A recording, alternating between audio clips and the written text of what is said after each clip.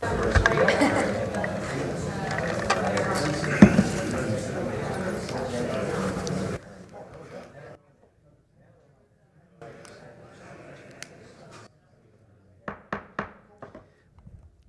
evening and welcome to Thorold City Council.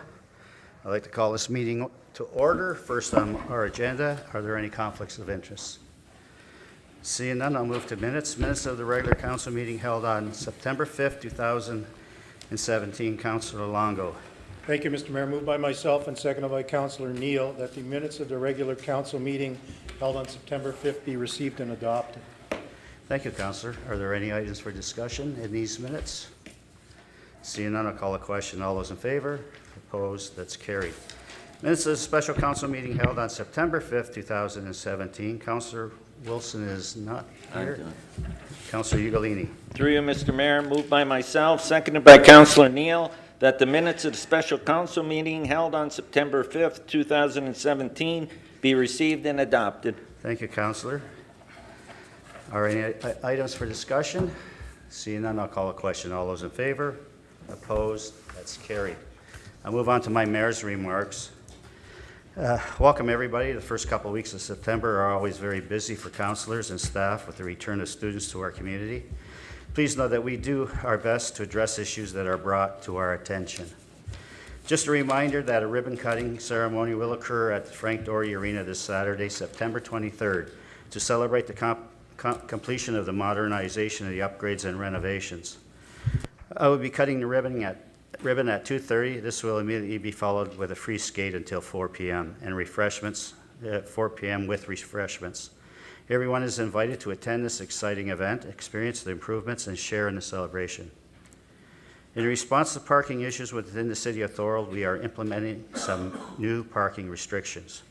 Please be aware that as of September 16th, residents of Thorold are no longer allowed to park in the apron of the driveway. The apron is the piece of land between the sidewalk and the roadway. There are many hazards created when cars are parked in this fashion, and the safety of citizens is of the utmost importance. Bylaw officers will be issuing tickets to any vehicles parked on the driveway aprons. On Wednesday, September 13th, Councilor Neal and Ugolini, along with members of our bylaw department, took part in Brock's Welcome Wagon. This is an initiative where a variety of politicians, community members, city staff, businesses, and Brock staff visit homes of students to deliver important information about city noise and parking bylaws, garbage pickup, and other services. The intention is to educate and inform students about being good neighbors and encourage them to become involved in community members. This past weekend was the Wine Festival Grape Stomp event. I want to thank Councillor Pion for once again representing the city of Thorold in that very messy and strenuous competition. He placed a close second to Mayor Senzik, who managed to retain his title. Barely, I heard. Given the St. Catharines Mayor's announcement of his retirement from the event, I predict the trophy will come back to Thorold next year. Thank you to everyone who donated food in support of Councillor Pion's efforts to fill the measuring cup with grape juice. Thank you, Councillor, for your efforts. And that concludes my mayor's report. We do not have any presentations tonight, but we have one delegate, and that's Marsha Coppola, a resident, and she's going to talk to us about Winterberry Boulevard issues with Brock University students. Not there. What I'll do, I'll continue on through our agenda, and when she shows up, I'll call her up. Okay. We'll move into communications. Item referred to council. Councilor Hanley. Thank you, Mr. Mayor. That the communications of the list of correspondence 5E reports correspondence from the residents of Niagara, the region of Niagara, be received for information purposes and filed. Are there any items for discussion in these communications? Seeing none, I'll call a question. All those in favor? Opposed? That's carried. Items referred to city staff. Councillor Pion. Thank you, Mr. Mayor. Moved by myself, seconded by Councillor Sharon, that the communications on the list of correspondence 5B be received and directed to the indicated staff member. Thank you, Councillor. Are there any items for discussion? Seeing none, I'll call a question. All those in favor? Opposed? That's carried. List of committee minutes, correspondence from volunteer committees. Councillor Whalen. Thank you, Mr. Mayor. Moved by myself, second by Councillor Neal, that the communications on the list of correspondence 5D, minutes and correspondence from the volunteer committees be received for information purposes and filed. Thank you, Councillor. Again, are there any items for discussion? Seeing none, I'll call a question. All those in favor? Opposed? That's carried. Reports, correspondence from the region of Niagara. Councillor Hanley. Yeah, when you first called me up, I read it, Mr. Mayor, but that was the only report I had was 5E. We went out of order. Yeah, you have 5E, I'm sorry. Yes. Reports, correspondence from the region of Niagara, that's what I have for you. But you called me up to be the first one to speak on it. That was the only issue that I had to speak on this evening. Okay. And you said 5E at that time, but I figured we were going from E to, yeah. 5A is McAdam Park. We need to huddle here for a minute. Okay. It's Sorry, a 5A Councillor, issue. my mistake. But you did say 5E, so that's what Yeah, you're on 5E. I read was 5. But I Yes. have you, items referred to council, Councillor Hanley, refunding to complete construction Yes. of McMillan Park. Yes, Okay, that's my please, motion. you're up. Please read the motion. Thank you, Mr. Mayor. My fault. Moved by myself, seconded by Councillor Longo, that whereas on June 7th, 2016, the corporation of the city of Thorold approved the construction of washrooms at McAdam Park to be undertaken by community volunteers, and whereas on June 16th, 2017, Thorold City Council approved the general budget overrun in the amount of $16,500 for servicing the property, including water, sewer, and hydro, and that should be 2016. That's a clerical error, Mr. Mayor. Whereas on September 19, 2017, hydro has yet to be installed on the property, and whereas to complete the project, the following items required but not limited to: 1, the installation of hydro to the site as per the motion approved on June 6, 2016. 2, the purchase, installation of steel doors and hardware for washrooms in the utilities room. 3, the purchase, installation of hydro necessary for each washroom, which will consist of 2 4-foot light fixtures for each room, as well as hydro for utility room, which would consist of a plug and light fixtures. 4, the purchase of installation of washroom partitions. And 5, the purchase of all necessary plumbing and fixtures. Whereas the remaining donations in the amount of $1,200 remains in the city reserves, and whereas an estimate has been provided in the amount of $5,400 as for doors, hardware, and partitions. That the Council of the City of Thorold approve an expenditure of $10,000 to be funded through the Parkland Reserve Fund to complete the necessary works. That this motion be directed to the appropriate staff member for authorization and execution as soon as possible. And to speak on the matter, Mr. Mayor, as you know, I took on the endeavor with volunteers to build some washrooms out there. The building is there. The steel doors we did have, but unfortunately the doors that I had that was to supply them weren't meant for single steel doors. They were meant to be a double door, and the locking mechanisms were wrong on them, so we couldn't use them.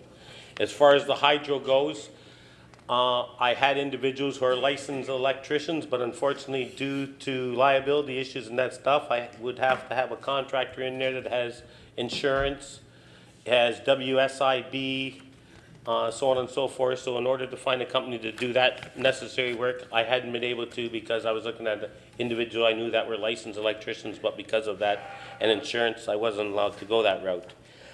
The washroom partitions were used partitions that we could get for the washrooms. So the washrooms itself, the building's done, we're out of the ground, the roof's on, the shingles are done. Vince Perry to go through it, he's the gentleman that dug the footings for us.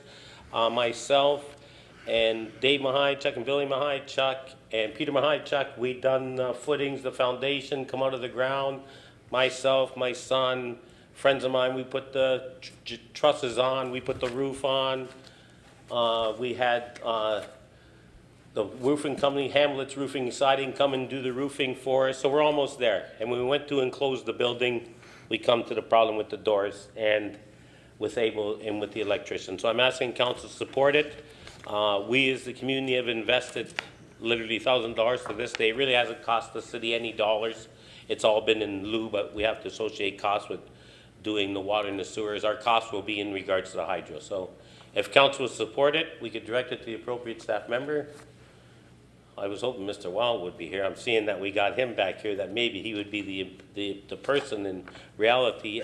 Even though I hadn't talked to him, I may suggest that for the work that he has done previously for us with the city, with getting roofing done and Darlene Ryan Community Center, so on and so forth, I think he may be the staff member to help us out. So I ask my fellow staff members or council members to support me in this endeavor. Okay, speakers to the resolution, Councillor Neal. Thank you, Mr. Mayor. First of all, I want to thank Councillor Hanley because we all know that if it hadn't been for him and his gang of people that volunteered their time and effort to create the building, to build it, that it would cost probably $100,000 or $200,000 for that particular building, and it's not going to cost near that much. So from my perspective, Councillor Hanley, thank you very much, and it's been a great effort, and the people of Thorold South End area will take a good advantage of it. Thank you. Any other speakers? Councillor Ugolini. Through you, Mr. Mayor, again, it's a great initiative, and this is a cheap cost to the city to put up a building like that. Martin will be back on Friday. I think he's definitely the guy to work with because he'll be able to get the contractors in and get this project finished. I'll definitely be supporting that. Can I use that as a friendly amendment, that Martin Wild be used as a project coordinator on the job? Will you accept Yes, that, Mr. Jim? Mayor. Yep. Accept Okay, it. thank you. That'll be a friendly amendment. Thanks. Okay, thank you. Any other speakers? I'll call a question. All those in favor? Opposed? That's carried. Okay, trying to go too fast.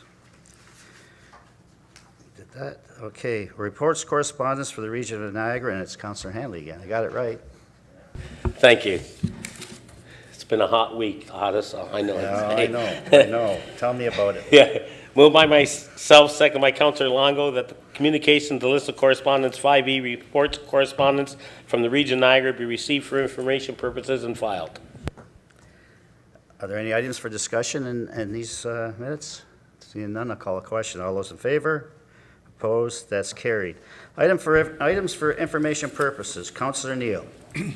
Thank you, Mr. Mayor. It's moved by myself, second by Councillor Longo, that the communications on the list of correspondence 5F be received for information purposes and filed. Thank you, Councillor Neal. Again, are there any items for discussion? Seeing none, I'll call a question. All those in favor? Opposed? That's carried. I will just do reports, and then I'll call on Ms. Coppola. Reports. Minutes of the General Committee meetings held on September 5th, 2017. Councillor Ugolini. Through you, Mr. Mayor, moved by myself, seconded by Councillor Neal, that the minutes of the General Committee meeting held on September 5th, 2017 be received and adopted. Thank you, Councillor. Again, are there any items for discussion in these minutes? Seeing none, I'll call a question. All those in favor? Opposed? That's carried. Okay, before we go into other business, I'm going to go back to our delegations. I see that Marcia Coppola has come in the door, so I'll call on Ms. Coppola to come forward, and she's going to talk to us about Winterberry Boulevard and issues with Brock University students. I notice there's a number of people out there here also interested in that. First, I want to apologize. Welcome. Welcome, I Ms. want to Coppola. apologize for being late. Thank you. As you might know, I do own a business, so I was rushing here, so I do apologize. I got stuck at work. My name is Marcia Coppola. I live at 244 Winterberry Boulevard. I'm here just to tell you a little bit about what it's like to live on Winterberry. And I wanted to be on public record. I do know there's a meeting on October 3rd, but I wanted to be on a public record of what it's like to live there right now. When we moved to Thorold in 2003, we did own a triplex, and we followed all the rules that were given to us. From that point, we always dreamed of moving to the West community. Not going to lie, it was always our dream place. We saw it as a place that had diversity, a place that had families. We saw kids riding bikes. And we were lucky enough to make it our 10-year plan, and we actually got there. And to be honest, it's 2017. I'm actually fixing my house to sell it. I no longer can live on Winterberry. It's unlivable from where I stand. My children are not safe. And I wanted to express that to everyone and understand that you guys know me. I do everything in the city. I sit on boards with many, many of you. Almost every one of you knows me from a board. I love Thorold. This is the first time I've ever been up here as a resident and not as a group asking for something or an organization. I've never come to you guys ever as just a taxpayer and a resident, and this is it. It's gone really bad. When we moved there, I never thought people would buy a $300,000 or $500,000 house and turn it into rentals, and I think that's why we all moved there. I mean, a lot of these people behind me are my friends, or my neighbors, and we all had the same dream when we bought these houses, and Mountain View promised us it's not going to be like the other Confederation. This is the West community. We're going to keep it family orientated. People are never going to buy houses over here and turn them into what they've done on the other side. And I noticed it when we first moved in. Within a year of me moving in, we had one house turn into, right beside me, into a Brock house. And as this new development has happened, it's gotten worse. I've noticed that over the last 4 years it's been overpopulated since the Winterberry has been extended. I've also noticed that all these homes are converted into rentals, that yards are not maintained, debris and garbage is blowing all over the place, parties and disruptions, parking, and speeding. Now, I do recognize all the wonderful steps that many of you have taken. The new boulevard bylaw preventing parking on the aprons, the new lines on the street to help with overparking, a stop sign and police stops to help that have been set up to help with speeding. I've heard that we have proposed speed bumps possibly coming too, and I recognize that. I also recognize that Brock and bylaw were down in our neighborhood on Wednesday, canvassing and letting people know as families what's happening, and also as Brock, they were saying, be friendly, be respectful, things like that. I've also noticed that, I also acknowledge that, yes, you guys did pre-plan for what was happening during Frost Week, and you did have meetings with the police. I recognize that all that was taken, was done, but here we are, and still this is what we have. People are still parking on aprons after that bylaw was passed. I have pictures on my phone from yesterday when I was walking my dog and couldn't walk on the sidewalk because we had things parked there. I know from being in the downtown that we don't have much bylaw. They're spread everywhere. So I understand that they can't be everywhere. But it's not about that. It's more about the students respecting the laws that you guys have put forth and having more stricter rules with them. I've noticed that the street is still overcrowded and congested, even with the new lines and these new bylaws going on. I notice still that speeding is still a huge, huge problem. On Friday night, we had the police called at Thursday we had police called at 7:30 because people were speeding. They did stay out there for an hour, and as soon as they left, we had 4 cars just zing by. My sons were playing basketball on our driveway. We had other neighbor kids playing with us. And again, it's still happening. So even with all this stuff, we're still having problems. The street itself is looking like a ghetto with $500,000 homes on it. I know all of you have been down there. I've seen many of you who've gone to check it out and see what this fuss is about. And you can all agree, it does look really horrible. Compared to where we are on Winterberry, and once you go past Silver Maple, it does look horrible. I think more work needs to be done and a plan needs to be put in place. Oftentimes here in Thorold, we are great at quickly running into stuff, but never looking at the long-term problems and how to keep it and maintain it. We always have a problem with maintenance in this town. So it needs to be a plan that we can plan for, and it has longevity. It can't just be a quick fix. It has to be something that has roots. I would like to see the Niagara Region Police giving more fines, and council really researching retail housing licensing in Thorold. I know it's a touchy subject. I don't mind going against developers and saying so. I think where there are 2 or more bedrooms in a residential home, they should have to obtain a license for it. Obviously not, only if they're renters, of course. Zoning for homes with 5 or more bedrooms should be in place like it is in many other cities, Oshawa, North Bay. They all have zoning where you are only allowed to build those houses in certain zones of the city. It'd be wonderful to, to really crack down on these absentee landlords that rent to these students, then we don't see them again till they need to rent again and not maintaining their place. If we do this, it would create inspections, which would keep these kids safe. A lot of these kids are young. They don't know any better. We need to make sure that where they're living is safe, that they're inspected, that they follow fire guidelines. Also, I'd like to make sure that it's on record that they should have gross floor requirements, that each bedroom should be a certain amount of space. I've been some of these houses when they do the basements, and these bedrooms are not to building standards. And that with this inspection, if you do a licensing process, would be in place to make sure that we're not putting in bedrooms that are unsafe, that are too small just so we can crowd 7 bedrooms into one place. And also would require landlords to have adequate parking for their spaces. When we have someone that wants to build a developer in the downtown currently, they're required to come to you guys and say, I have this many apartments, this is how many parking spots you tell them they must have. But we don't have that same thing when it comes to these houses. They can have 7 people living in a house with a driveway that fits 2 people.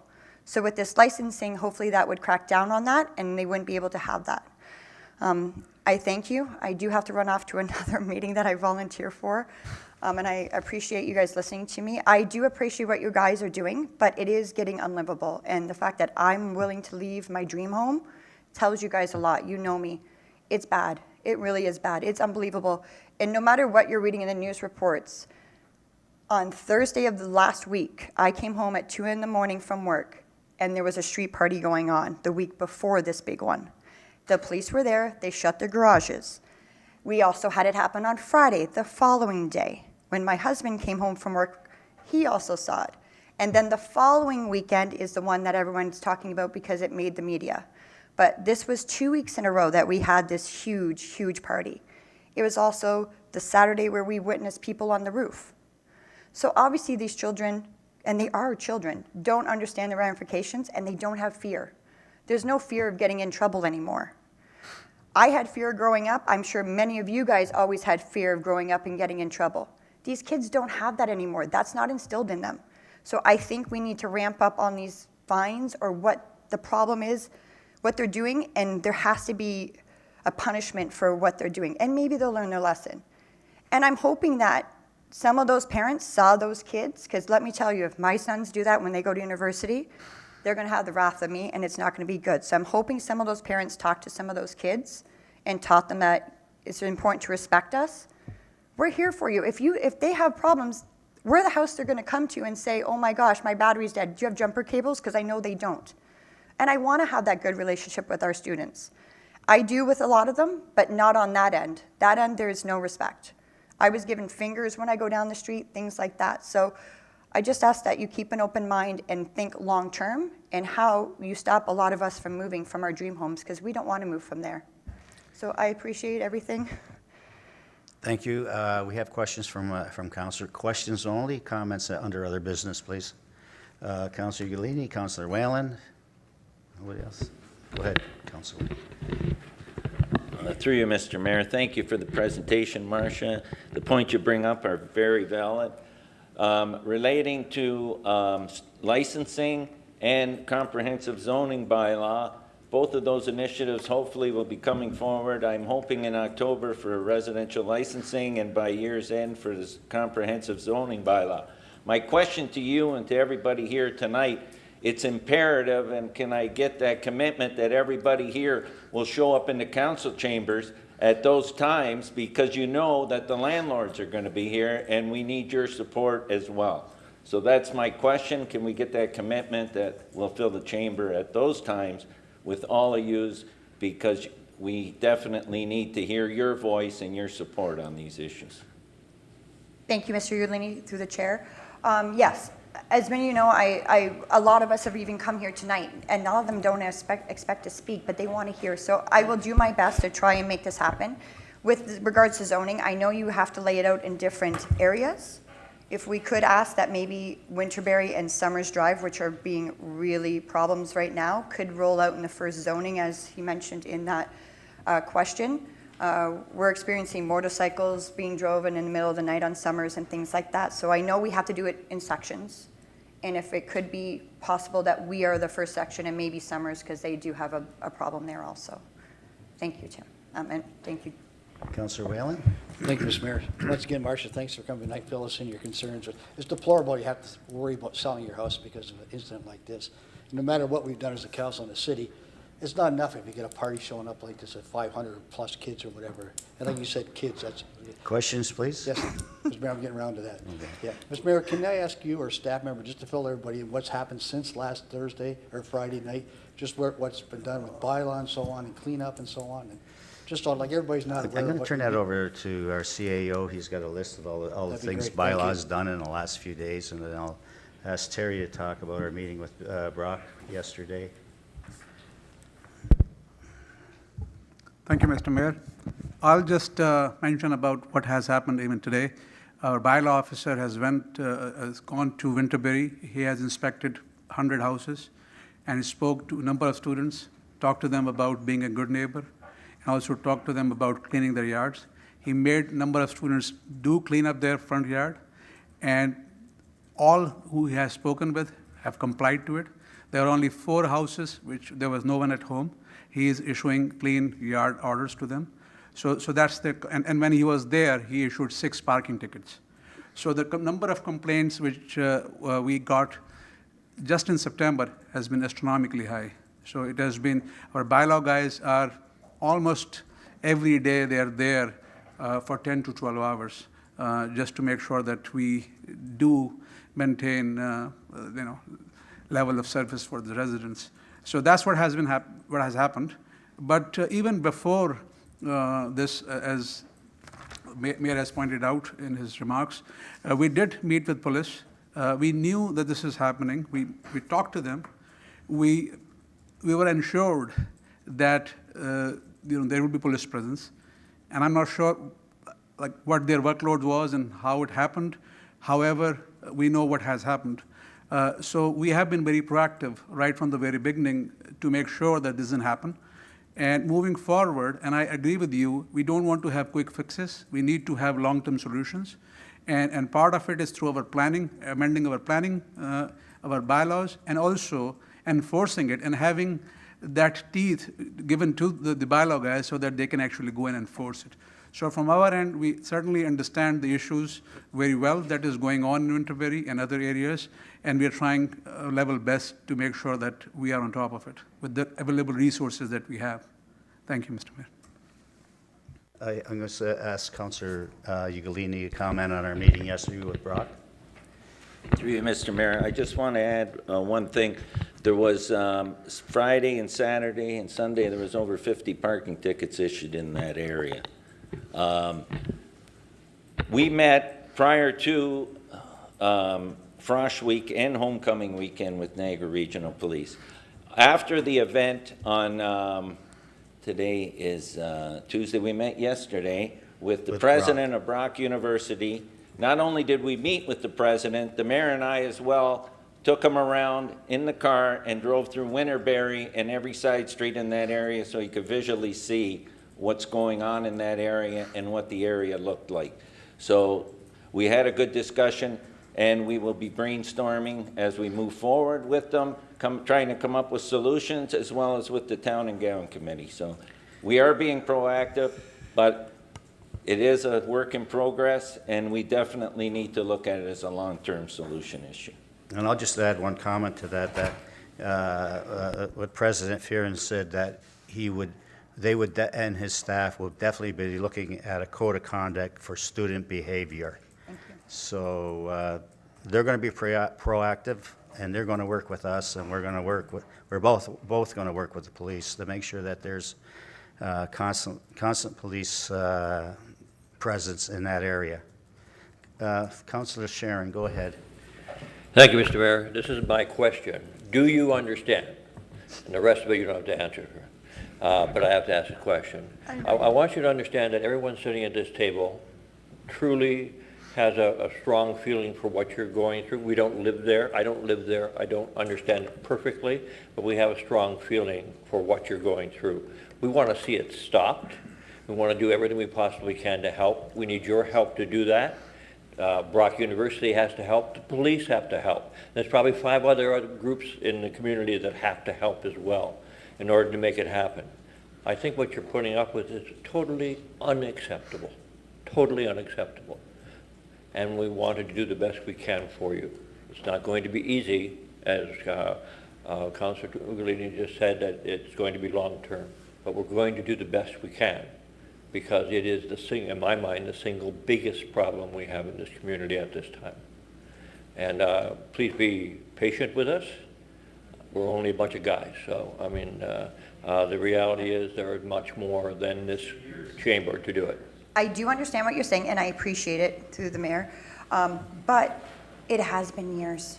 We've lost a lot of great families, and you know what? I have great friends that lived on there, and they had to move, and some of them even moved out of Thorold, because this has been going on since they actually started development. So I understand it, and I appreciate it, but I'm hoping that it's sooner than later, because we were here before. And as many of you know, a lot of us attended that meeting for parking because we were here last year saying there's a problem, there's speeding problems, there's things. So the party brought it to light, and that's only one part of it. But there is more to it, and I think we all could have handled one party, but it's the lifestyle that we have to put up with. So I do understand, but please understand that we've been doing this for years since you guys, since Mountain View and them started that construction. So please understand our concerns there, that we have been putting up with it for a long time. Go ahead, Tim. Thank you, Mr. Mayor. In the short run, some of these children have short memories. Can either of yourself or Minaj get a hold of the police department, let them know that it's Great Festival Week, and even Saturday night after the ruckus on Friday, there was mini parties going on again, so maybe put them on notice and be proactive again if you don't mind, please. Yeah. That wasn't a question, but any other speakers? Councilor Longo? And Councilor Mr. Neal. Mayor, Commenting your question. I'm going to ask a question. Questions.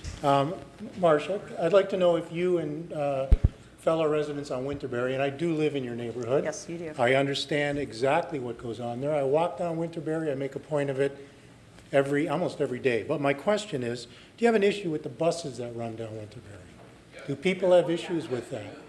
To be honest, the buses go very fast. Maybe it's just mine, but I don't know about you guys, but I find they really go fast down our street, especially when they turn the corner by my house. I'm often worried about them going down. It was nice in the summer when they weren't there. I'm not gonna lie. Now that they're back, you can definitely hear them a lot. They're very noisy when they come down our quiet street.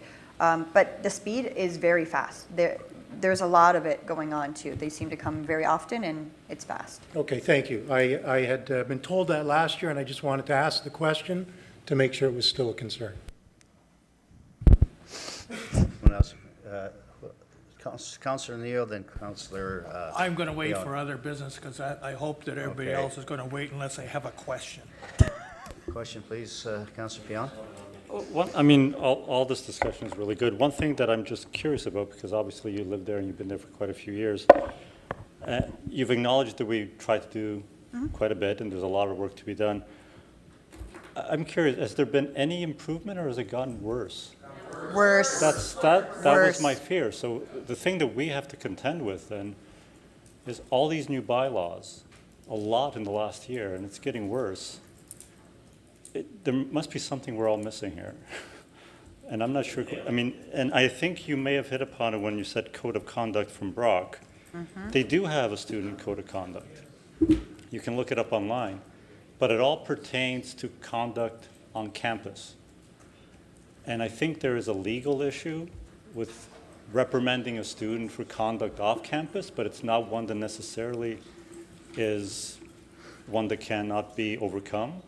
But I think more energy needs to be put towards that.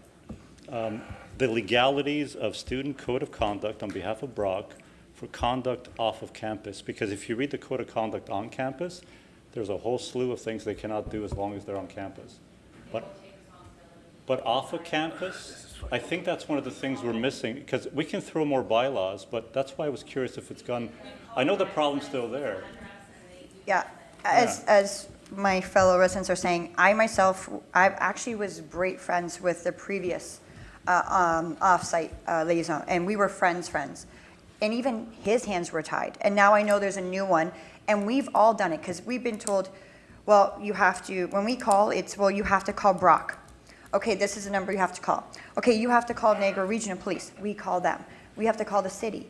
And from our standpoint, it's always been the same thing, is if I call about a noise dispute to the Niagara Regional Police, I will say, this is the third time I've called on this house. Will they be issued a fine?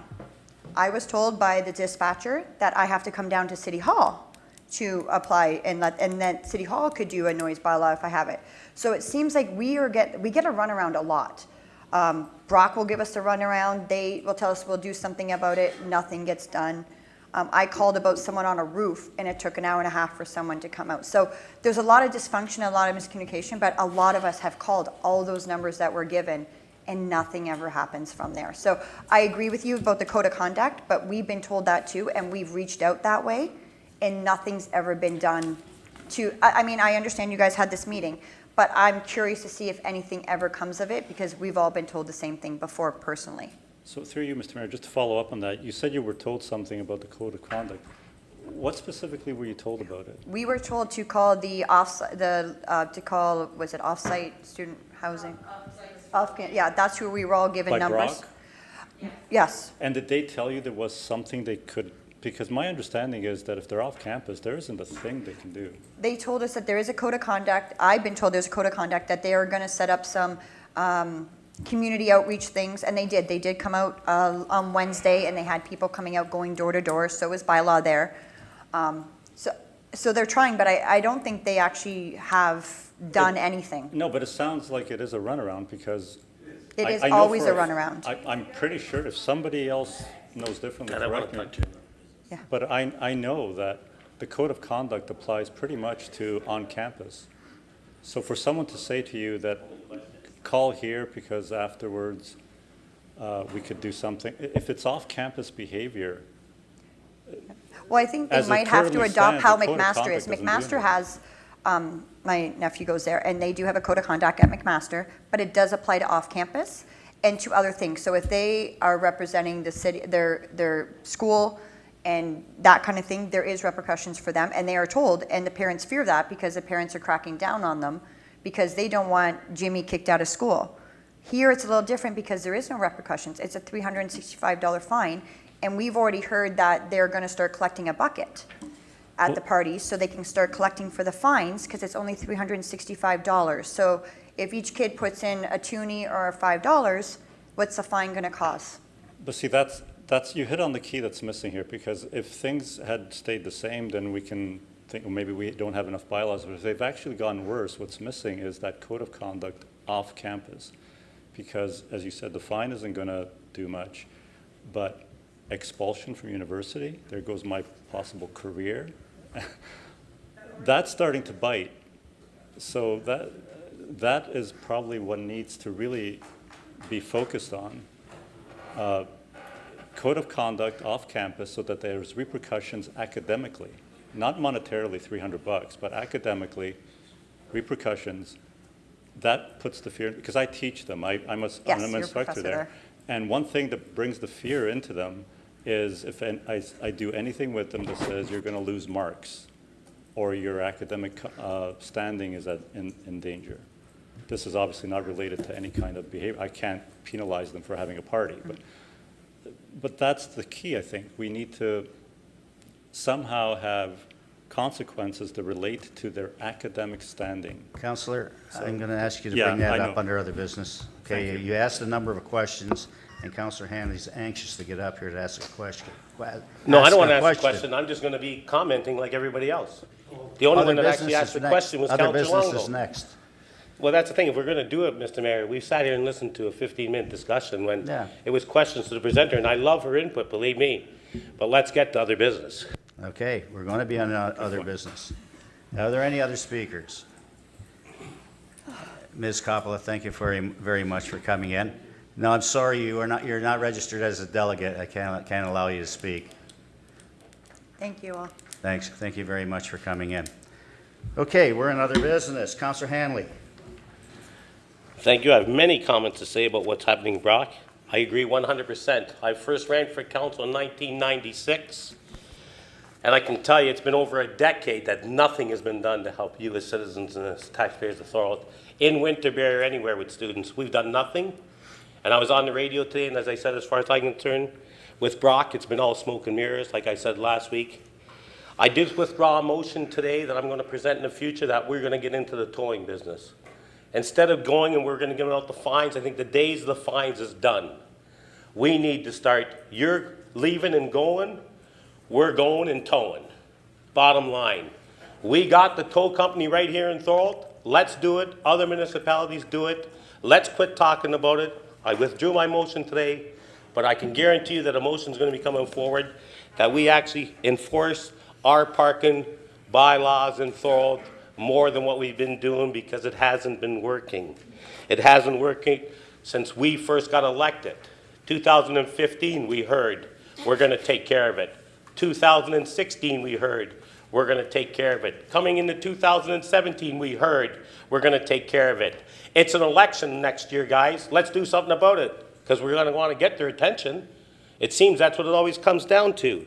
When it's do or die on election day, and then you're going to start making decisions. Students, expulsions.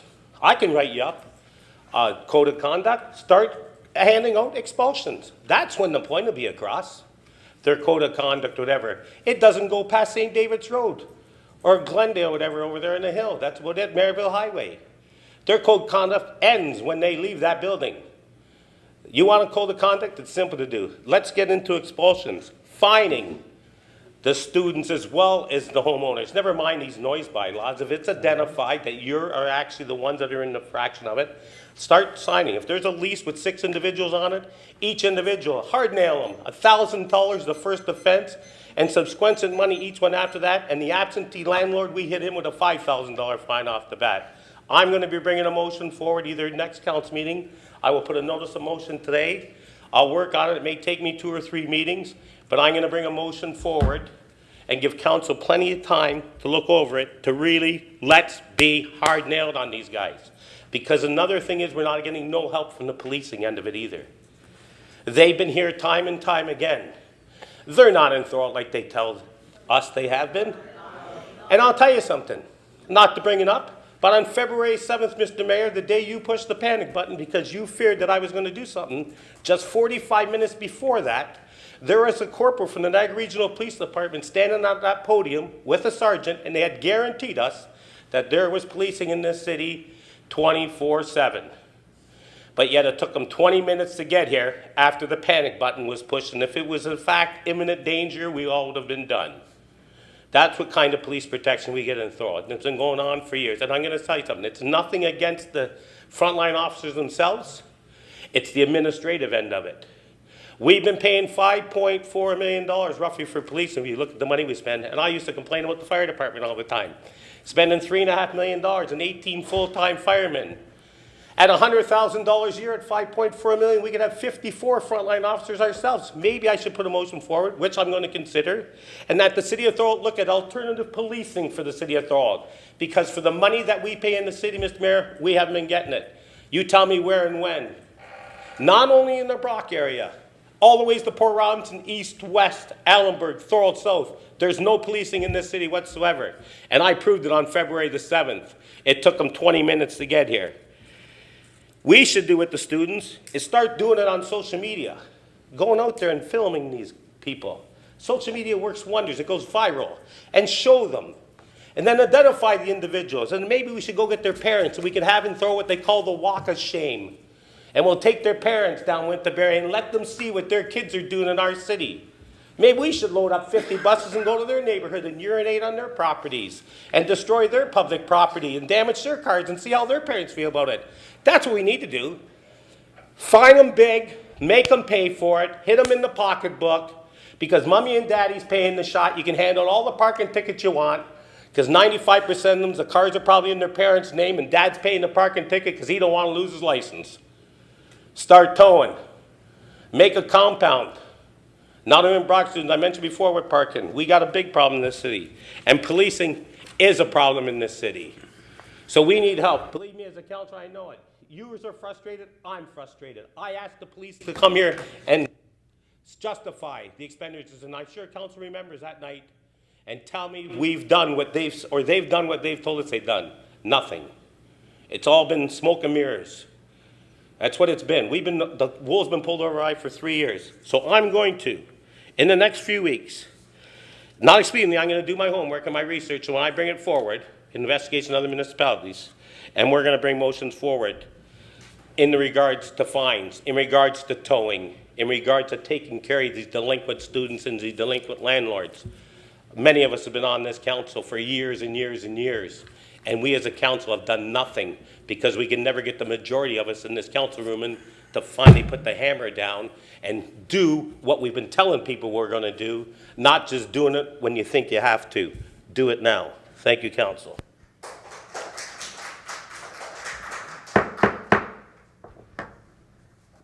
Okay, I have Councilor Ugolini, Councilor Neal, Councilor Whalen. Through you, Mr. Mayor. Just first, before I get into these motions, Alden, can you give us a timeline for the residential licensing? To me, that's a big piece. It's not the whole piece. The next piece is the comprehensive zoning bylaw, but that's the first piece. Can you give us timeline so that these people are aware of what we have? Through you, Mr. Mayor. Got the report right here. I've started it. I'm targeting the second meeting in October, doing the best we can with what we have. Thank you. So second week in October is where we're heading. Okay, I have two motions here that I want to bring forward. Under other business, the first one's moved by myself, seconded by Councilor Longo, to give staff the authority to move two items forward. Number one, adopt a new bylaw to prohibit parking on front lawns. This is currently under the zoning, but it should be under parking where it's easier to enforce. The second is to initiate wording to simplify ticket issuance for no apron parking. We've been told we can issue those tickets, but let's make sure that we clarify our language so there's no miscommunication. So that's the first motion. I'll wait till you vote on it before I bring this in. You heard the motion. I'll call for speakers to the motion. Councilor Whalen? Thank you, Mr. Mayor. The issue about parking on the apron, is it perpendicular and vertical parking? Is it both? Because some of the streets on Confed, you can park perpendicular to the road. So it's both cases, that being the case? It's both. In the instance of to be consistent across the city and not pick on one area over the other, it's consistent, and we enforce it consistently across the city. Thank you. Any more speakers to Councilor Ugolini's motion? Councilor Payon. Yeah, just for clarification, do we not have a bylaw currently that says you can't block the sidewalk? Yes, we do. Okay, so this is just for people parking on the apron that are not necessarily blocking the You sidewalk. can't park over top of the sidewalk. Right, but there are some people with small cars that might park sideways on the apron and therefore not block. Okay, so this covers that. All right. Yeah. Any other speakers to the motion? I'll call a question. All those in favor? Opposed? That's carried. And again, Councilor Ugolini, you've got another Second one? motion, okay, and this motion's got nothing to do with student issues, but it's a very important item that I'm going to bring forward tonight, and it's moved by myself, seconded by Councilor Longo, for a moratorium on any further ad board installations in our arenas until a clear policy is laid out regarding type and installation methods. And the reason I'm bringing this forward, we just spent $1 million in that arena, and I went down there and found these ad boards on the old ad boards screwed into the new boards, and it's an embarrassment as far as I'm concerned. And so I want to develop a policy whereby we are going to tell the ad company what type of ads are going on the boards and how they're going to be installed, so that we can control the installation and make sure it's up to our standards, not their standards. So I want a moratorium on that so that it stops immediately, and then I'll be bringing a notice of motion to address the issue. Okay, you want to stop that immediately, put the moratorium in the form of a motion. I have. It's a Well, I moved by myself, seconded by Councillor Longo. Okay. That for a moratorium on any further ad board installations in our arenas until a clear policy is laid out regarding type and Okay. installation methods. Okay? Speakers to the motion. I'll call a question. All those in favor? Opposed? That's carried. Councillor Uglini, you're done under other business? I'm done under other business. Okay, I have Councillor Neal. Thank you, Mr. Mayor. And I think the people out there in the audience know that we're all frustrated regarding not just Winterberry, but the students in our community. We've been after this for quite a few years. This isn't the first year or even the second year that this has been going on. And we as a council have over time thought that we had solved most of the problems, specifically with Brock University. I always understood the last few years that they do have a policy that if the student gets into trouble out in the community, that he's expelled. That was my understanding, and at least the last 3 or 4 years, that's my understanding. So from Brock's perspective, I think they have really, really let us down. Second part of it, as Councillor Hanley mentioned earlier, the police department. Again, we used to have a community policing committee here in Thorold, and we dealt with some of these issues even back in those days. And we thought that we had them solved, and the police department came along in August with the Town and Gown Committee back even 4 or 5 years ago, said, yeah, we'll be up there, we're going to look after you. And they never have. They never, ever have. The other night when I saw it on YouTube, the video, I forget which one of you took it, but anyways, they didn't show up until, what was it, 11:30 or 12 o'clock at night? I mean, they should have been there before the party started, so that they were aware and ready to go in and calm them down, if nothing else. If they had been there early, maybe they didn't even have to give out any tickets because the party would have gone. But that's not the case. The third part of it is our own.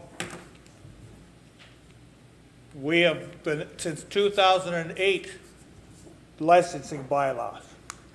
We went through it in 2008 and 2009, and unfortunately, we didn't have the people that are out there tonight because the developers came in, because we have to go through public meetings. This is going to the report will come forward, but it's going to be months before we're able to actually institute whatever licensing bylaw we're going to put into place. Yes, we are. No, we already have. We're going to have another one.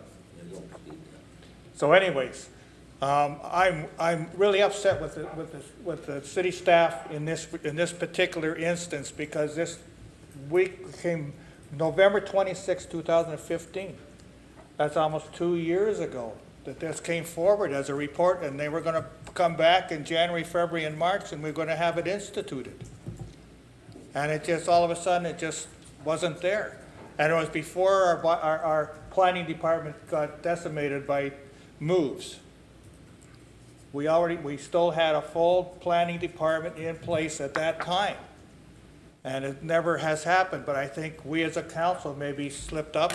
I did mention it a couple times over the last 6 to 8 months. Where is the licensing bylaw? Oh, it's coming forward at the next, month and a half.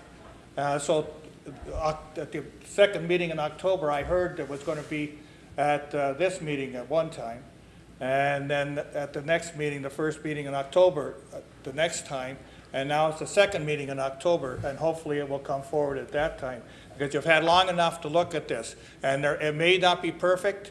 Legally, it may not be perfect. But I think we have to have it come forward and discussed and looked at, and then amended if it has to be amended. But I think it needs to come forward sooner than later for this to happen. Because licensing, from my perspective, is we have to get after the owners. Because if we don't get after the owners, the students are going to come and go. Those students that are there this year, some of them won't be there next year.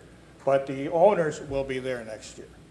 And I think we have to, if we know who they are, we can phone up and say, get down here and get your property cleaned up tomorrow. And, or else, there's mechanism in place. So let's make sure this comes forward at the second meeting in October as far as the licensing goes. And as far as all the other comments about the police department and Brock, we have to have meetings, we have to solve these problems, because it's gonna happen again next year if we don't.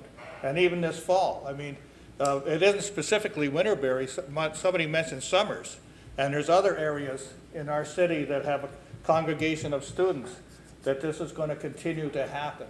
So let's move forward with this. Counselor Whalen. Thank you, Mr. Mayor. Just to elaborate a little bit further, I think Councilor Peel made the comment about losing a couple marks and worrying about getting tossed to the school and so on. And then Councilor Hanley said about bringing down the hammer. Well, I believe the public nuisance brings a criminal charge also. Try to apply for a job after you have a criminal record for having a party. Is it worth it? No, definitely not. So, and Mr. Mayor, I'd like to ask staff report to see what, where we stand with the possibility of restricting parking, if not on both sides of Winterberry, one side. Can we get a staff report back to see? Counselor, what we've done is already lined the streets with parking. So that, where there's a parking spot is the only place you can park. I can appreciate And that. But if there's an open space on Winterberry, you can't park there. no, I can appreciate that, Mr. Mayor, but I believe that street in front of the party houses is being resurfaced in November, so those lines are going to have to be redone again. The lines will be done again, I would assume. So can we find out what the possible, if you go down there now, it's still like a parking lot. You might as well go buy yourself a used car there. That's how bad it looks still. Can we look at the possibility of maybe restricting parking, at least one side, and push some of these students away from there? Go ahead, Sean. Through you, Mr. Mayor, we went through that process once already. We had public meetings and we had discussions with the residents in the area for that exact issue. Our intent, our fear of restricting parking on there is going to turn the place into a raceway, and the speeding is going to go through the roof. We're going to control that with some speed humps, but we have, like, the idea of parking, painting the parking spaces is there to try to slow down the cars as much as restrict the Because you parking. don't feel it's worthwhile with what we've done so far. We can absolutely do whatever you wish, but we need to go through the process again and have that same conversation over again, which we already have reported on. Okay, appreciate it. Thank you. On Counselor Whalen's issue, Counselor Ugolini? Yeah, I just want to comment on that because there was a public open house, and the city proposed parking on one side with bike lanes to narrow the street. It was a very vocal meeting and well-attended, and it was the residents that stated they didn't want parking on one side. They wanted parking on both sides for the main reason being they were worried that the students would move down and park at the other end. And so in doing that, that's how this come about. So that's how we got to this point. But there's some side streets there that I think Councillor Longo is going to be talking about where we can look at those sort of restrictions. But that's the reasoning on why that's. You okay with that, Counselor Whalen? Yes, thank you. Counselor Longo? Thank you, Mr. Mayor. I guess I'll jump into the item that Councilor Ugolini just brought forward, and then I'll make a few comments here on a few things that haven't been touched on. But what I'd like to do is move by myself, seconded by Councilor Ugolini, that staff be directed to prepare a report to restrict parking on one side of each of the following streets in the city of Thorold, those being Fox Grape Road, White Ash Road, Juneberry, and Shellbark Lane. And the reason behind that is because of the high density, number of cars, narrowness of the street. It's an issue with emergency response, I'm told, by different individuals, and it just creates a very dangerous and impassable roadway at times. Do you repeat your motion? so the clerk Absolutely. gets it? That staff be directed to prepare a report to restrict parking on one side of each of the following streets in the city of Thorold: Fox Grape Road, White Ash Road, Juneberry, I'm not sure if it's Boulevard or Avenue, and Shellbark Lane. Okay, you've heard the motion. I'll have speakers to the motion. It's requesting a report on restricting parking on one side. There are no speakers. I'll call the question. All those in favor? Opposed? That's carried. Thank you, Mr. Mayor. Just a few more things, and pardon me if I ramble on. It can be contagious at times. There are a lot of points I had written down here, and I don't want to repeat any, but I'm just going to give a few thoughts here that I think are very important. I think the biggest issue we have in that area of town right now goes back to provincial legislation that promotes density of housing. And I think that's why we're in this situation right now. So I just want to let people know that we have other developments that are going to be happening in Thorold, and we need to look very, very carefully at those developments, because we could have a version 2.0 a few blocks away. The legislation wants the houses jammed together, the driveways put together, very limited roadside parking, and those are some of the things that are causing issues in our city. So again, the council and everybody else, those are things that we need to look at. The other item I'm going to touch on here, and it hasn't been spoken on by anybody else, but I want to make people aware of this issue, and a lot of people aren't, and I've spoken to people about it, and they're flabbergasted when I tell them. And it's called Provincial Heads and Beds Levy. And it's something that actually myself, the mayor, and the CAO met with MPP Cindy Forster a few weeks ago in her office in Welland. We discussed our concerns about this. And what Heads and Beds Levy does is it makes institutions such as Brock University pay a levy to the municipality that they reside in. And it's in lieu of property taxes. So the municipality, like the city of Thorold, do not pay property taxes, but they pay a heads and beds. Unfortunately, the location of Brock University means that over $1 million in heads and beds levy goes to the city of St. Catharines. And we get zero. We get absolutely nothing. But we do get saddled with all the expenses of extra police protection and bylaw enforcement. And that's where I see the issue being. We can solve some of these problems if we have the money to solve it. But at this point, we're handcuffed. We want another bylaw enforcement officer, you pay for it. And you pay for it to patrol one neighborhood, and that's wrong. Your police right now, they're not out in Port Robinson, and they're not out in Thorold South, because they have to come to Winterberry Boulevard to spend the majority of their time there, and that's wrong.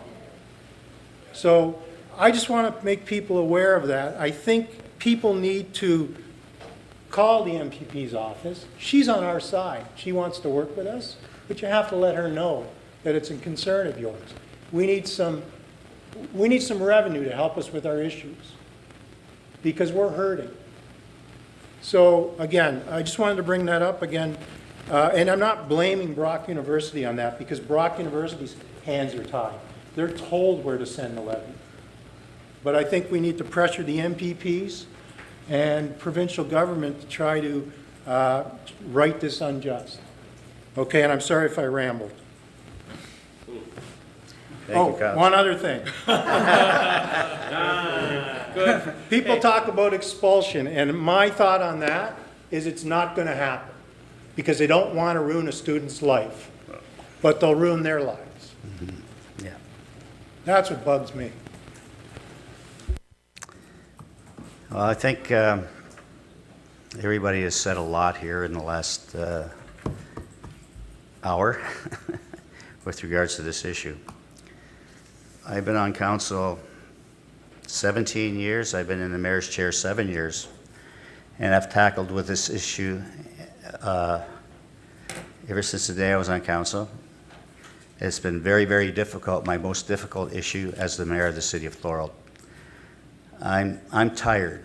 I've had enough of it myself. I've been to everywhere I can imagine, the MPPs, to the police, talked to the police that I'm blue in the face, Brock University. I've had so many discussions. And where's it got me? Where I am today, where we are today. I don't like it. I've done all I can. I find that these 9 people around this horseshoe, they get all the blame for it. Yet we're the guys out there working our butts off to try to solve the problems. Where, you know, I honestly believe we're getting lip service from Brock. We're getting lip service from the police. This issue is a police issue. It's not a city council issue, but we take the brunt of the criticism. My phone rings off the hook. Councillor Longo's phone rings off the hook. Councillor Neal, Councillor Whalen, Councillor Sharon, Councillor Pion, you're a university professor, you see it firsthand. And more. Like, we take the beating for this issue. It's the most difficult issue we have. Councillor Sharon, I just saying exactly what Councillor Sharon said. It is the most difficult issue we have. It is difficult. For myself, I certainly apologize for the predicament you're in. I know I wouldn't buy a house out there. I live on the canal on the east side of town. There's rarely students out there. They walk by my house to visit the canal. Sometimes there's parties up in the back 50s. Some few parties up back there, but they're so far away you can't hear them. But I don't know what to say to you. I've lived this issue for 17 years, and the last 2 years have been absolutely brutal. It hasn't been fun. It's an issue, I would say, just go away. It's never going to go away. Unfortunately, if you're a councillor, you're the mayor, I think 5 years from now, the mayor, whoever he is sitting here is going to be giving you the same speech. And I don't like to say that, but until the police and Brock step up to make the changes they have to make, we can do nothing. We have a number of bylaws that we're coming out with, and they're not going to be nice. The landlords aren't going to like what we're going to do. They'll be filling this chamber, coming at us, but it has to be done. And we will do it, and we will pass that, no matter what threats we get from the landlords. And the other bylaws that are coming through, they're not going to be nice to students, but the students haven't been nice to you, and they haven't been nice to this council. And our staff especially have taken so much abuse. Having said all that, I'd just like to thank you all for coming tonight and listening to your problem, and hope that you'll understand that we're trying and we won't stop trying. Okay, that's it. Let's see where we're going. That's other business.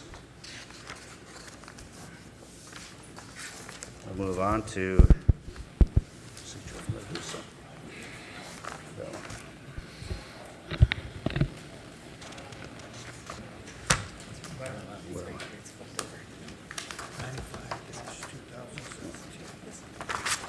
Right, flip it. Yeah. Okay.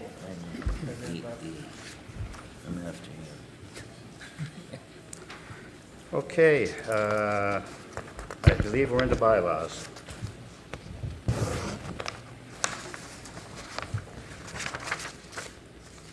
Bylaw number 87-217 and 90-217. Councillor Longo.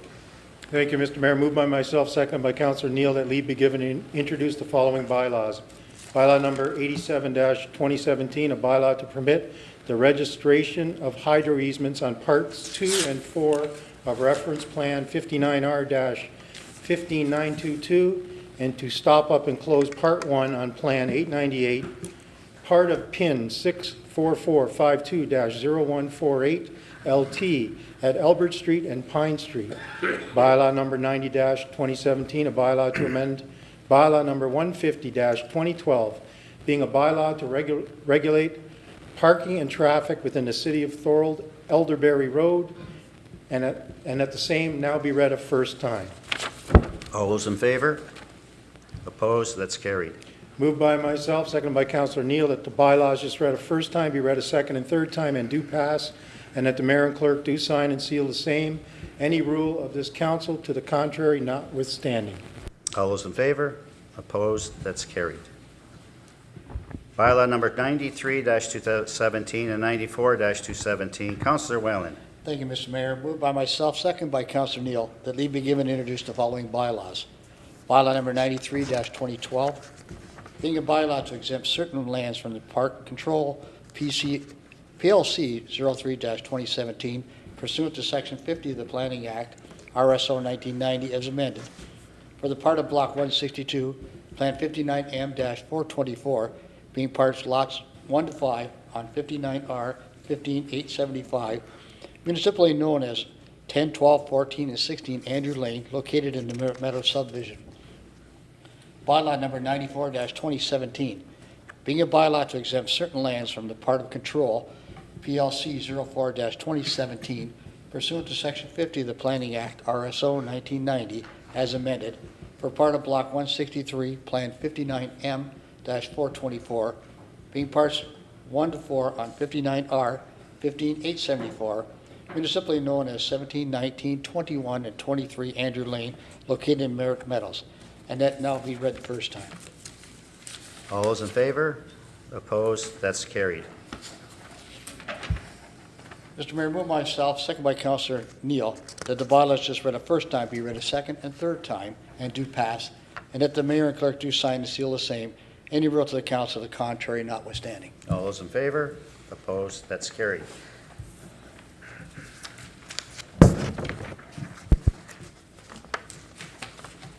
Okay. Bylaw number 95-217 and 96-217, Councilor Neal. Mr. Mayor, it's moved by myself, second by Councilor Longo, that leave be given to introduce the following bylaws. Bylaw number 95-217, being a bylaw to exempt certain lands from part lot control PLC 05-2017 pursuant to Section 50 of the Planning Act, RSO 1990, as amended, for part of Block 163, Plan 59M-424, being parts 1 to 5 on 59R-15873, municipally known as 25, 27, 29, 31, and 33 Andrew Lane, located in the Merritt Meadows subdivision, and bylaw number 96-2017, being a bylaw to exempt certain lands for part lot control PLC 06-2017, pursuant to Section 50 of the Planning Act, RSO 1990, as amended, for Lot 57 and part of Lot 58, Plan 897, being parts 1 and 2 on 59R-15931, municipally known as 47 and 49 Cleveland Street, and that the same now be read a first time. All those in favor? Opposed? That's carried. Moved by myself, second by Councilor Longo, that the bylaws just read a first time be read a second and third time and do pass, and that the mayor and clerk do sign and seal the same. Any rule of this council to the contrary notwithstanding. All those in favor? Opposed? That's carried.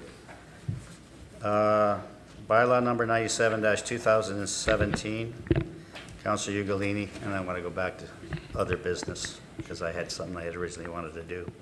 Forgot. Go Through you, ahead, Councilor Mr. Ugolini. Mayor. Go ahead. Moved by myself, seconded by Councilor Neal, that leave be given to introduce the following bylaws. Bylaw number 97-2017, a bylaw to declare part of Albert Street, Plan 898, Parts 1, 2, and 3 on Reference Plan 59R-15922, part of PIN 6452-0148, prepared by Kirkup Masco Euro Surveying Limited on August 18th, 2017, City of Thorold surplus to city's needs, and that the same now be read a first time. All those in favor? Opposed? That's carried. Moved by myself, seconded by Councilor Neal, that the bylaws just read a first time be read a second and third time and do pass, and that the mayor and clerk do sign and seal the same. Any rule of this council to the contrary notwithstanding. All those in favor? Opposed? That's carried. I want to go back to other business to bring something up, a very important issue, and that's the Peace Monument for the First Nations, which has been built by the Friends of Laura Secord. I would like to ask council for a donation of $5,000 towards this monument. It's a phenomenal feat that's going on out there. And it's just to aid in the completion of the First Nations monument. I'll pass this around. I'm sorry I skipped my mind before when we were in other business, so I'll pass this around for anybody to take a quick look at it. It is a phenomenal, very phenomenal monument that's going to be up. And the celebration will be on October 7th from 1 to 4. That's the motion I'm putting on the floor. I know a lot of you know a lot about it, and the motion's on the floor for comment. I'm sorry, Council. I take the floor, Mr. Mayor. Would you please put the motion on the floor? Okay. So the motion is to ask for, is it a budget overrun, Mr. Mayor? $5,000, I'm asking. Comments or questions? Councillor Pio? Yeah, do you need a seconder? Pardon me? Do you need a Yes. seconder? Second by, I'll second that. No, Councilor Pion is seconding it. other questions or discussion? Councillor Longo? Where would the money come from? Overrun. Probably an overrun? Through Mr. Mayor, I'd recommend just a general budget overrun. Yes. Thank you. Any other discussion? Councillor Neal? Thank you, Mr. Deputy Mayor. It's a great opportunity. Our park out there, the DQ House Heritage Park, we are in the throes and in discussions now to create the park itself as a National Historic Site. And this is a major part that could be part of our submission to the Heritage Ministry in Ottawa to us to have this particular thing. Councilor, she's going to be here for this celebration. We're trying to get a meeting with her. Great. And so on October the 7th, just so everybody knows, at 1 o'clock, they will be dedicating this monument, and it's a different type of monument. It's not like the monuments that we see at Queenston Heights or anywhere else. It's a very difficult, it's for the First Nations. It's one of their, they call it a peace monument, but it's even more than that. It's where they come and they discuss their own things that go on and that. And so $5,000 is basically what we're putting into the project, and I think it's a great thing, and I think it should happen. Thank you very much, Councilor. Is there any other discussion or comments? Therefore, being none, I'll put to vote. All in favor? Opposed? So passed. Thank you, Councilor. And I apologize for my oversight.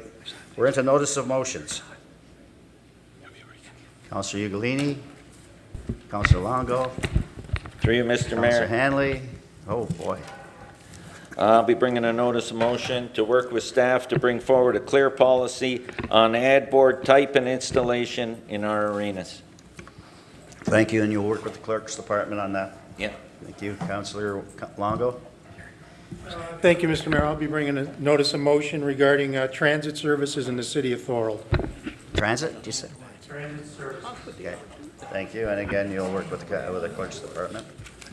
Councilor Hanley. I'll be bringing a motion forward to amend the current nuisance bylaw within the city of Thorold to deal with absentee landlords and Brock students within the city of Thorold. Thank you. Again, you'll work with the Clerk's Department on that. Yes. Thank you very much. Adjournment. Councilor Pion. Thank you, Mr. Mayor. Moved by myself, seconded by Councilor Sharon, that this meeting is hereby adjourned at 7:49 p.m. Thank you, Councilor. All those in favor? Opposed? That's carried. Councilors, do you want a 5-minute break? Yeah, let's do it. Okay, we'll take a 5-minute break.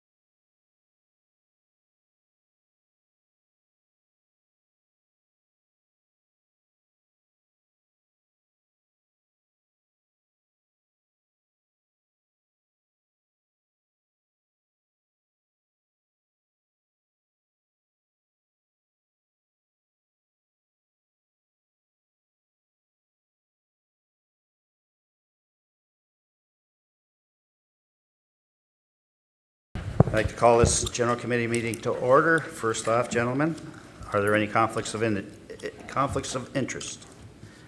Seeing none, we'll move into the administration section. CAO 2017-06, Port Robinson Ferry. Mr. Delwadia. Thank you, Mr. Mayor. The recommendations are that the General Committee recommends the following: that this report be received for information, and that the General Committee of Council respectfully requests the Regional Municipality of Niagara to continue to fund the Port Robinson Ferry, Bridget, at the current funding level of $66,500 per year for the next 10 years to align with the current 2027 expiration date of the lease agreement with the St. Lawrence Seaway Management Corporation. Thank you, and that's the end of the recommendation. Thank you very much, Mr. Delwadia. Can I get a mover for the recommendation? Councillor Ugolini. So move the recommendation. Speakers to the recommendation, Councillor Ugolini. Through you, Mr. Mayor, I just have an amendment that should happen here, and that's under the report, under the heading of Establishment of the Port Robinson Ferry Committee. And there's another dot. It says organize 2 successful events, each with 200 participants. We should have another dark bullet point, and it should say, I've got it written here, which I'll pass over. It should say 2 successful events each with over 200 participants using the ferry. A, Canada 150 event at Club Castipignano, and B, Niagara Freewheelers event, because those actual events weren't put on by the Port Robinson Ferry Committee. So just so that it's clear, and if we can make that amendment.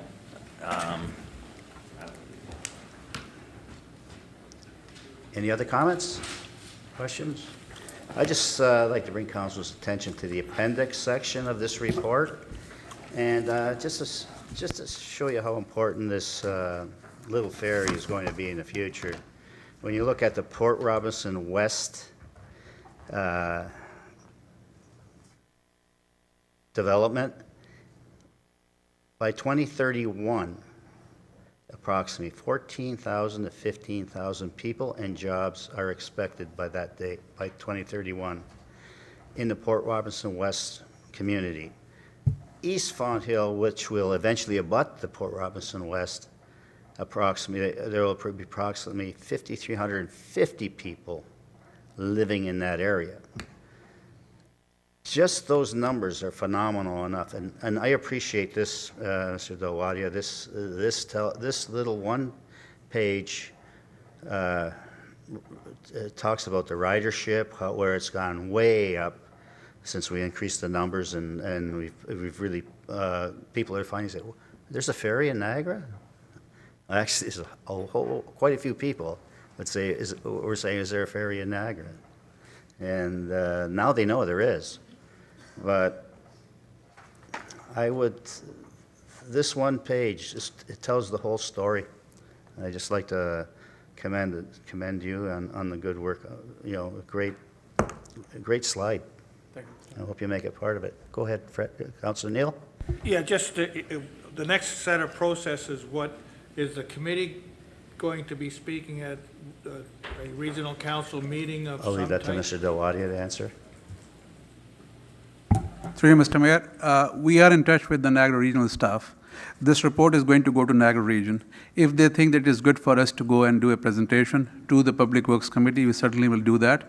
And if that is the case, we will touch base with Venture Niagara, Sue Moran, who is a part of helping us with this initiative, and we will put together a delegation. And if they think that, yes, they are in agreement of this report and they have no issue moving forward with the funding and all, we'll have that discussion with the regional staff just to see how they want us to proceed. But certainly, if they want us to do a delegation at the Public Works Committee, we'll be happy to do that. Thank you. Councilor Ugolini. Through you, Mr. Mayor, at the meeting on Thursday, the Port Robinson Ferry meeting this Thursday, that's an item on the agenda. So we'll make sure that we're prepared to do a presentation if required. Okay. Any other speakers? Just one. I'd just like to add a small amendment to recommend a friendly amendment, in that we a copy of this is sent to the City of Niagara Falls, and also the city of Welland, if I can do that. Who's the mover? You were the mover? You okay with that? Thank you. Okay, Councilor Hanley, you had your hand up? No? Okay, I'll call a question. All those in favor? Opposed? That's carried. We're in the finance section. DF 2017-19, security camera enhancements. Thank you, Mr. Mayor. The recommendations are that a budget overrun of $5,424.02 plus HST be approved by council for the expansion of the security camera system at City Hall, funded from the Municipal Land and Building Reserve.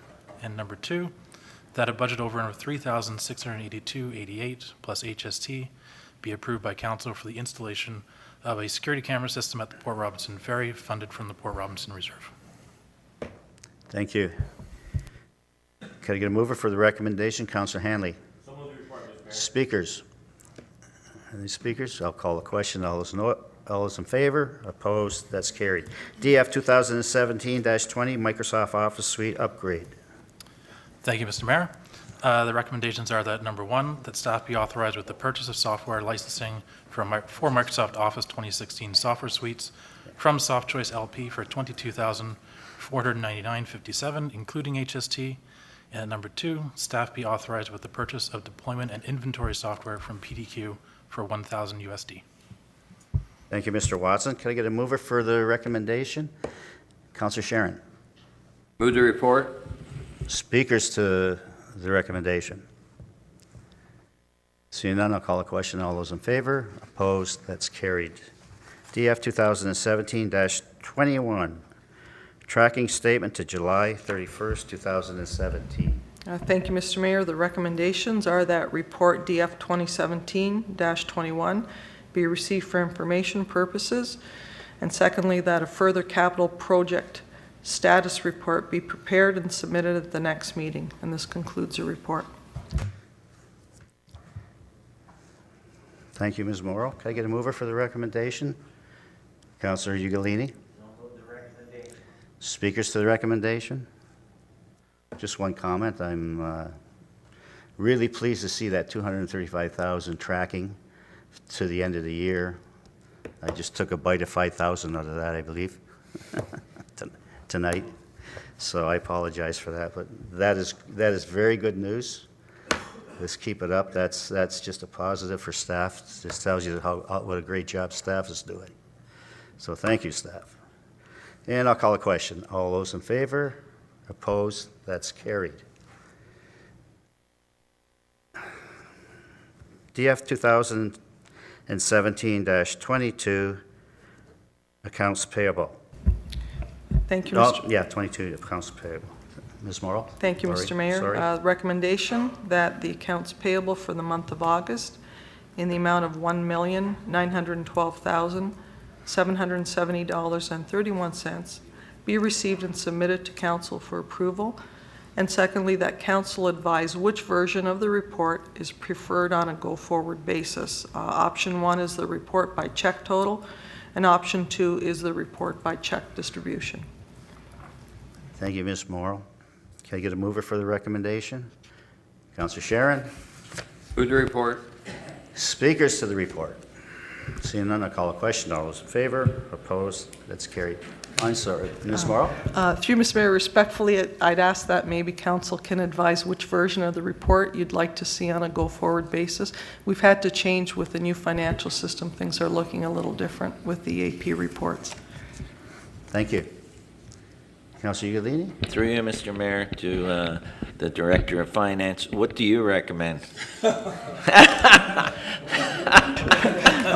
Through you, if you don't mind looking through a very lengthy report, and you'd like to see which the responsible departments are responsible for which checks, I'd suggest you go with a report by check distribution. If you're looking for a more concise report that just lists the checks, does provide the descriptions, I'd suggest you go with the check total. Okay, we'll move into the operations section after that. Well, we gotta answer that. We still need to know which option.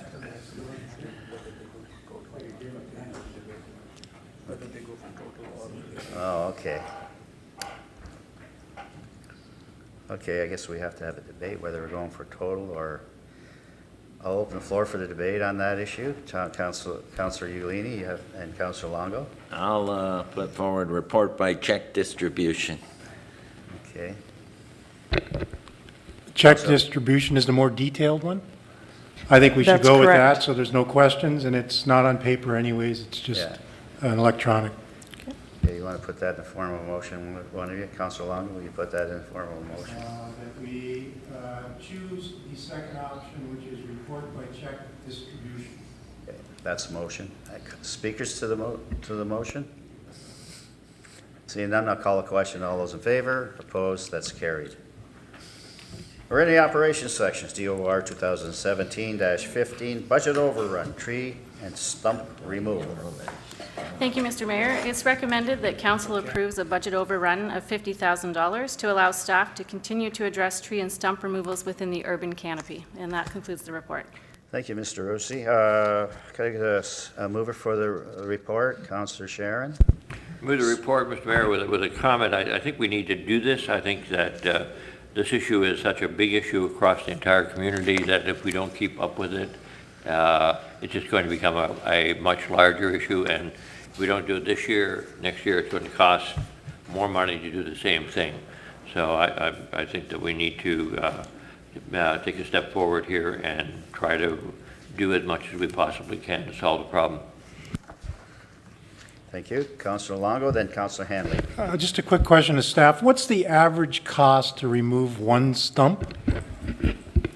Through you, Mr. Mayor, from the contractor, they estimate approximately $350 per stump, but it can go up to $500 or $600 depending on the size of the stump itself.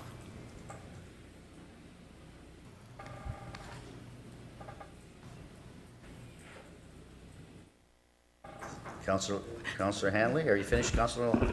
Yes. You're finished? Sure. Councilor Hanley? I just want to say I'm glad that we're in the last year of a 3-year contract. I brought up to council's attention before in regards to the amount of monies that we've spent. I don't need to go through numbers here, just go through and see what we've spent, the amount of monies. Because, and it's kind of confusing, the first page of the report, it says in 2014 it was approximately $45,000 plus $900, but then on the next page of the report, it states that 2014 it was actually 100 and some odd thousand. So if we get the gist of all the numbers, as I mentioned before, I think I told council there'd be no doubt that staff will be coming back this year, if you remember, looking for more money as they did last year. And it's going to continue, so I'm hoping that after the contract, the current one expires, that staff take a serious look at, as I mentioned before, doing it in-house. The company we have doing the tree trimming for us, just let you tell you, it's got a piece of equipment out there that they're using is 30 years old. So if they can get 30 years out of it, you can imagine what we could get out of it ourselves if we got into it, our own business. Because to me, there's no way we should be paying $500, $600, $700 for a stump. When I mentioned before, we can get an attachment for $18,000. A1 top of the line, not the one, I know we have one presently, but we can go top notch here for a lot less than what we're paying. So after next year, to be a new council, and hopefully I can be a part of that council and make a decision that we start doing and take a serious look, because this is only the beginning of a long-term problem. This isn't going to be over in 1 or 2 years. Thank you, Mr. Mayor. Thank you, Councilor. Are there any others? Councilor Whalen? Thank you, Mr. Mayor. Question to you, to staff. Is this job going to be done before a year? It's just that we're into October. There's another $50,000 budget overrun that we didn't expect this year. Will it be done in necessity this fall, or can it be pushed off the budget? Through you, Mr. Mayor, this is the estimate that we were given just to be able to continue with what's on the books right now for the rest of this year. So to address any immediate concerns, there's also some funds held back in case of an emergency. So we can't predict winter storms, fall storms, that kind of thing. So it's just to be able to continue just to the end of this year. What's the necessity to work be done right now? Like I say, it is a $50,000 budget overrun. We're behind the 8 ball going into 2018. So Yes, it is. Thank you. Anybody else? I'll call a question. All those in favor? Opposed? That's carried. DOR 2017-16, budget overrun, railway line repairs. Thank you, Mr. Mayor. It's recommended that council approve the budget overrun of $11,772.25, excluding HST, to be funded from the Waterworks Reserve Fund for the emergency repair of the foul ballast and base material supporting the railway tracks crossing Linden Street. And that concludes the report. Thank you, Ms. DeRuzi. Can I get a mover? Councillor Hanley? Okay. Go ahead. Can I ask through you to Appropriate Subcommittee, why is it that we're paying for work on a railroad line? Do we now have ownership of this railroad line? And if that's the case, why don't we just remove it then instead of repairing it? Because if this isn't a repair we're doing now, I'm not sure. Are we responsible for it? It sounds like we're fixing underneath the railroad tracks itself. How can we be responsible for that? Through you, Ken? Mr. Go ahead, Mr. Dunsmore. Through you, Mr. Mayor. We're responsible for it because it was our water main that did the damage. Our water main blew up, caused all sorts of problems with the railroad tracks, undermined the railroad tracks. Okay. And that's why we were held responsible for it. Okay. Thank you. Thank you. Very much appreciated. Any other speakers? I'll call a question. All those in favor? Opposed? That's carried. Development and Engineering Services, DES 2017-46, Rolling Meadows Modification to Draft Plan and Zoning Bylaw Amendment. And that's Mr. Darbyson. Yes, thank you, Mr. Mayor.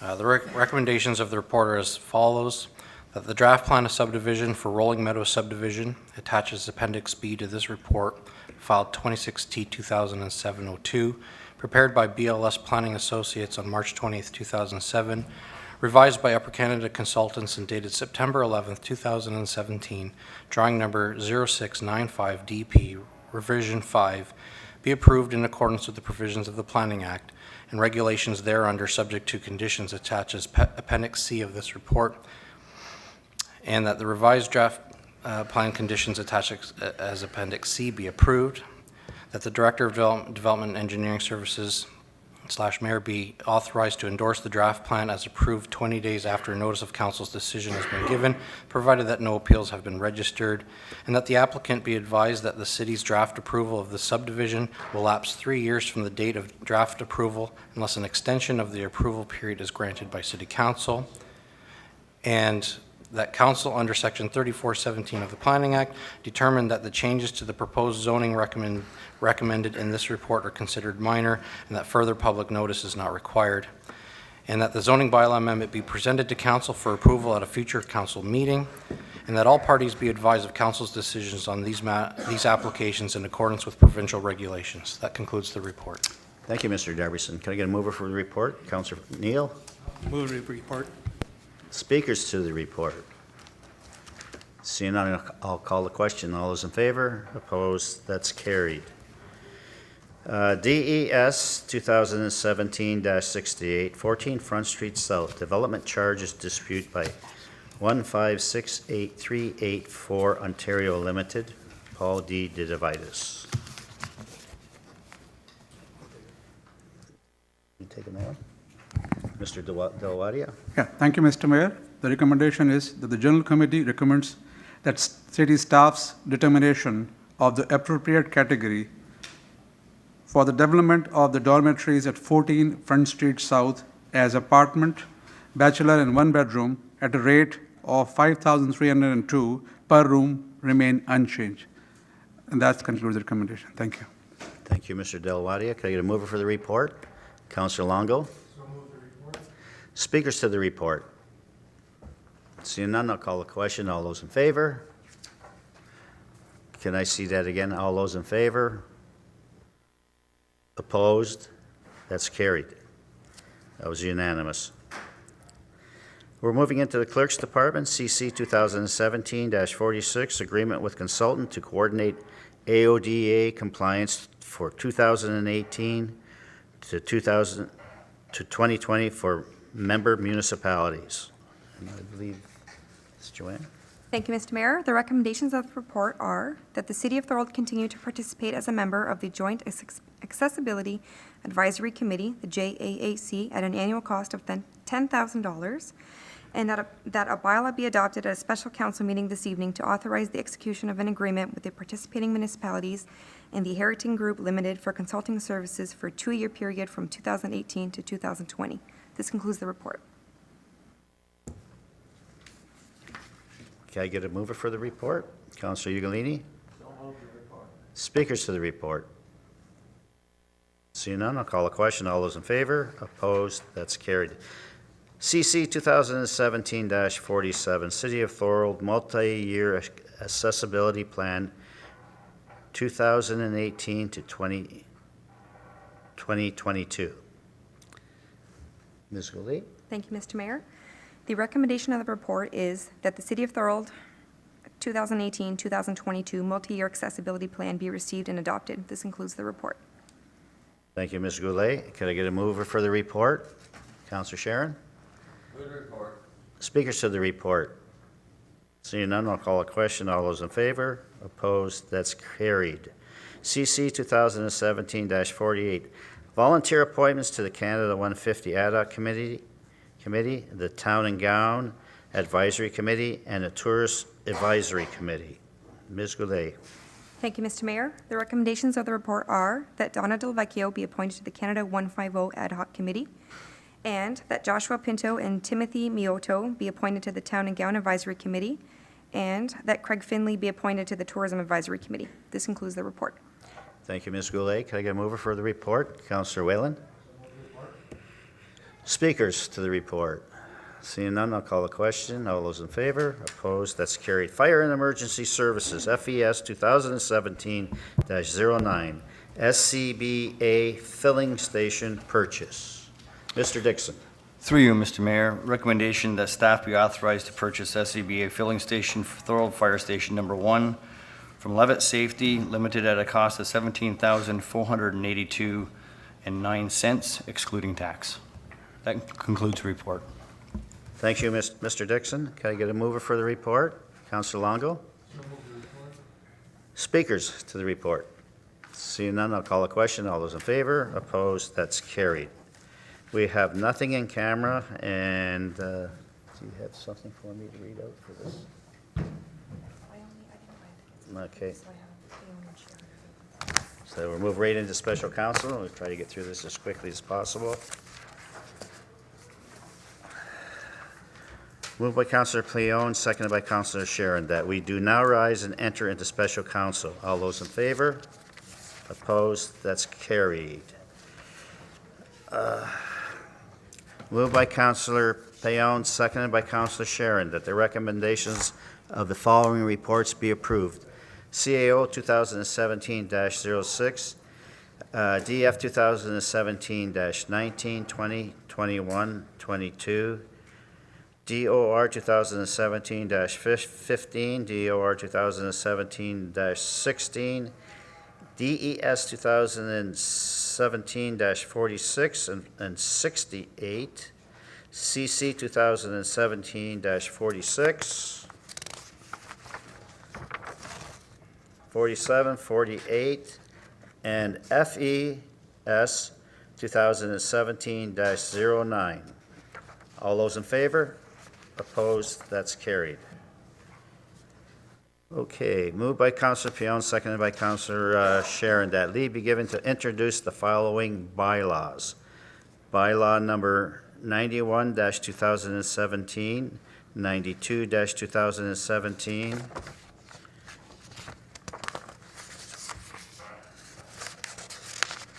that's all? Yep. Okay. And that the same now be read a first time. All those in favor? Opposed? That's carried. Moved by Councillor Pion, seconded by Councillor Sharon, that the bylaws just read a first time be read a second and third time and do pass, and that the mayor and clerk do sign and seal the same, any rule of this council to the contrary notwithstanding. All those in favor? Opposed? That's carried. Moved by Councillor Pion, seconded by Councillor Sharon, that this meeting is hereby adjourned at 8:32 p.m. All those in favor? Opposed? That's carried.